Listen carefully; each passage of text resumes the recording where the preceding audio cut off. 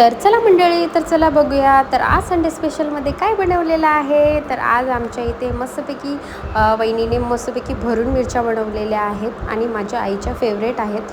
माझी आई जेव्हा पण मार्केटला जाते, मिरच्या जर दिसल्या तर पहिले तेच घेऊन येते. दुसरं काय घ्यायचं ते नाही घ्यायचं ते गेलं, पण पहिले तिला मिरच्या खूप आवडतात. कारण की तिला ग्रेव्हीवाली मिरची पण खूप आवडते.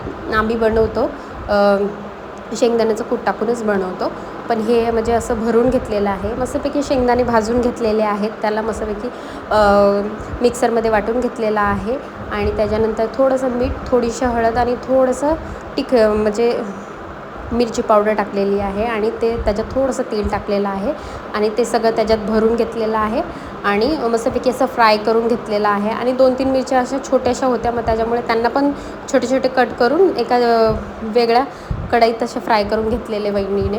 आणि आज आमच्या इथे रस बनवलेलं होतं, कारण की भाऊने आंबे आणलेले भरपूर सारे, तर आम्ही खाऊन आता अर्धे आंबेचा आम्ही रस बनवून म्हणजे वहिनीने आज रस बनवलेलं आणि बनवून थोड्या वेळ फ्रीजमध्ये ठेवलेलं, कारण की थंड थंड खूप छान लागतं.